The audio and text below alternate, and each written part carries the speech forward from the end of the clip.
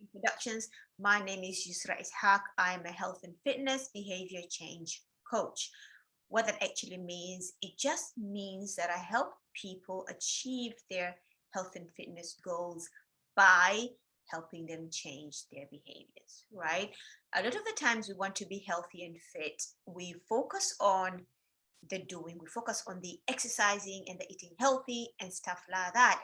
And sometimes that can be hard, right? Because our habits and our behaviors could be working against us. So when I work with someone, we actually look at the drivers that drive those actions, the behaviors that cause them to act a certain way.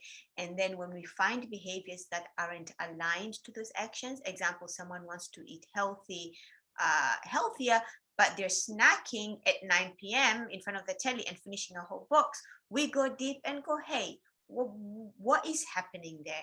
And how can we change it so we can help you get to the goal that you want to get to, right? So that is essentially how I work. I work at a much deeper level than most health and fitness trainers do. Now, today's topic is very, very important because this is something that we all go through. It doesn't matter how of an high achiever you are, we all go through this, right?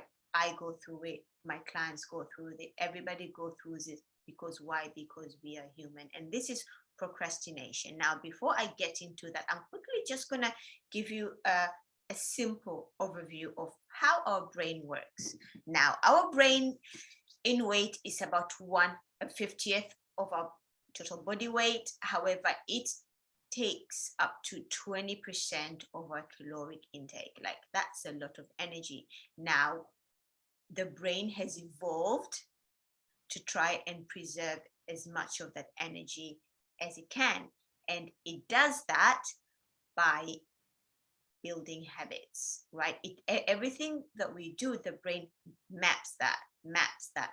And when it notices that, okay, this person is doing this thing a lot, it moves that from one area of the brain to another. So I'll explain that giving an analogy.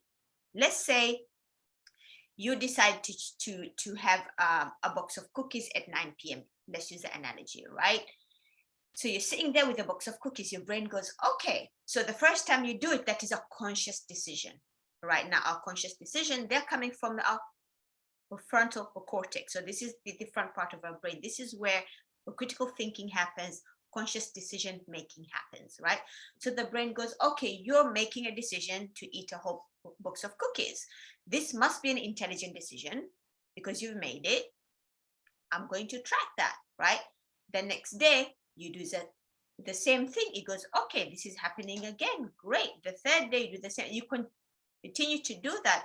Eventually, the brain is going to go, I know this thing is being done all the time. So what I'm going to do to try and preserve energy so that this person doesn't have to think about getting a box of cookies all the time, so that they can do this automatically, since it's a habit, it's the thing that they're doing every day, I'm just going to move this from the front part of my brain and take it to the midbrain. The midbrain is where your patterns and your behaviors are saved, aka your habits. Now,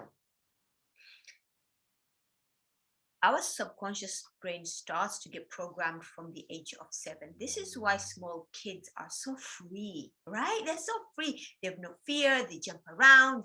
They're very persistent. When they want something, they can ask you for cookies for like 100 times, no matter how many times you say no, right?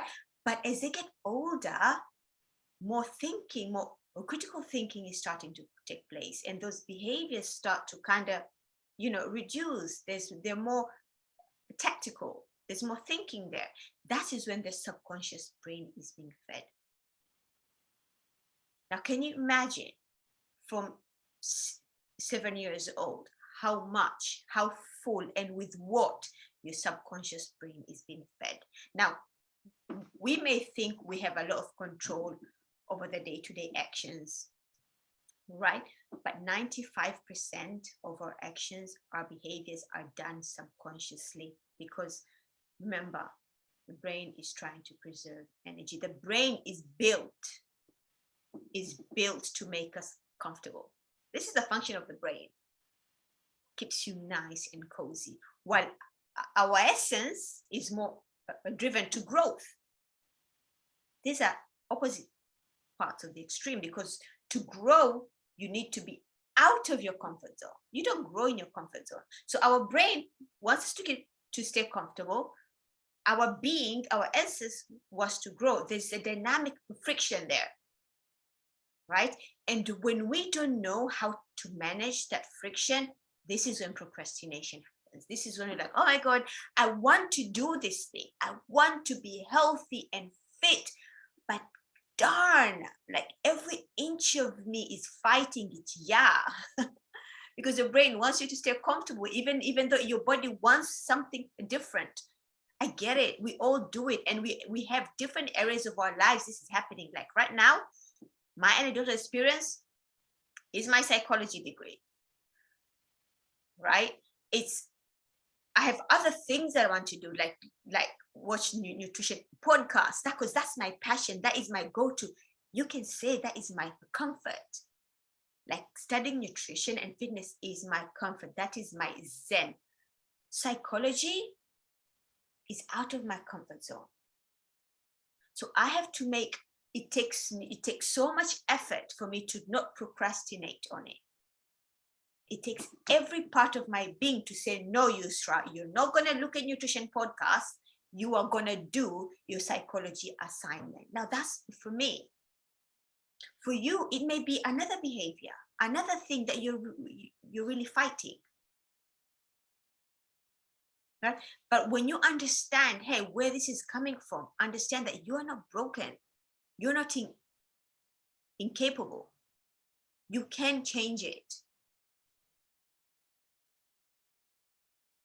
Right? Here are the 3 things that you can do to start helping yourself, okay? Number 1, stop filling your subconscious mind with the wrong things. That's number 1. Remember, the brain adapts. It doesn't care whether whatever you're feeling it in is good for you or bad for you. It will eventually adapt to whatever you give it. Example, your body adapts. When you lift weights, you'll build muscle. That is the adaptation. When you stop lifting weights, you may lose some of that muscle. That is an adaptation. It's neither good or bad. It just is. The body adapts. Your brain adapts the same way. It's going to adapt to the things that you put inside it. Right? So look at the things that you're feeding your brain with. What are you looking at in social media? What kind of messages are you looking at? Who are you surrounding yourself with in your world? Who's your peer group? What are you feeding into that midbrain? As much as, like I said, as much as we think, only 5% of our actions are actually conscious, is us actually critically thinking. A lot of the time, everything is subconscious. We run like on automatic, right? Before you even decide to take even me moving this finger, my brain has processed like 1 million processes for me to be able to do this. We are not in control as much as we think we are when it comes to these actions. Now, to try and change them, there are things that we have to do to put ourselves in the best position to feed our brain with all this right stuff. So number 1, stop feeding it with the wrong stuff. Be mindful of what you take in. The grass is greener where you water it, right? The second thing is start feeding yourself with the right stuff. And the biggest part that's going to be is your environment. Your environment will trump willpower every single time. Your environment will trump your intentions every single time.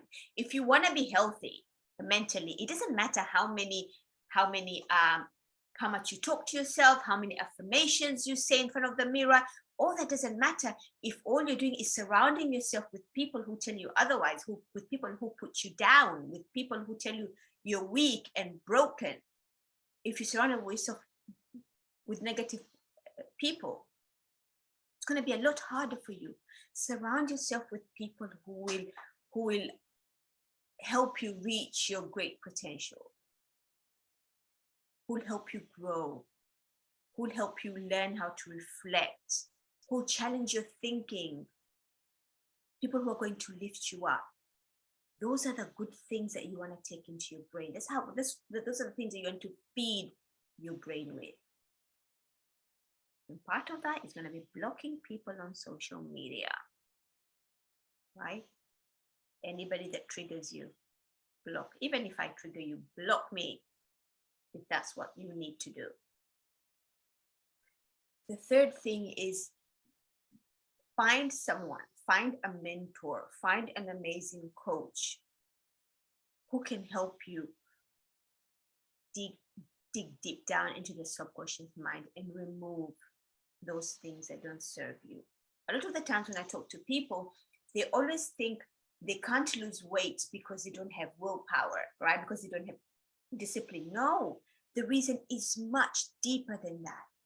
It's dug into subconscious brain. We self-sabotage for a reason. It could be shame. It could be guilt. It could be judgments. It could be low self-worth, low self-esteem. Remember, from the age of 7, we are being fed things into our subconscious mind. So if we think the reason I'm not achieving this is superficial here, you are dead wrong. It's often much deeper than that. So find someone who can help you dig deep down and remove those things, because guess what? We all have blind spots. We only hear and see what we perceive.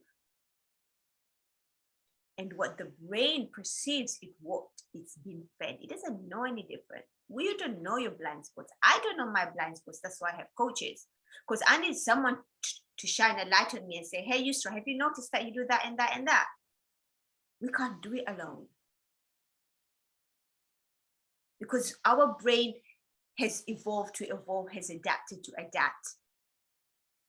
We are running on assumptions all the time, right? On our own perceptions all the time. That's where our decision making is coming from. That is where all the habits and all the behaviors come from. And unless we get someone to actually challenge us on that, actually shine a light on us and say, hey, have you noticed this? The hamster wheel doesn't stop, right? It doesn't stop. We start, we stop, we start, we stop. We feel worse about ourselves. Oh, I don't have willpower. Oh, I don't have discipline. Oh, I have that, I have that.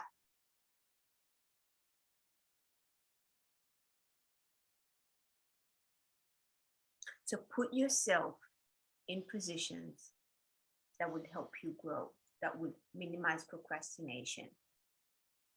Stop feeding your brain with the wrong things. Start feeding your brain with the right things. And get a coach or a mentor who can help you, who can help shine your blind spots on you so you can start making changes and remove all the things that don't help you from the subconscious.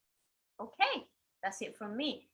I'd love for you to comment on what you thought about this. If it was helpful for you, great. I hope so. Share it around, because so many of us are struggling with our health, especially with our weight, with how we feel about ourselves, which just increases that cycle of judgment and guilt and shame, and it doesn't serve us.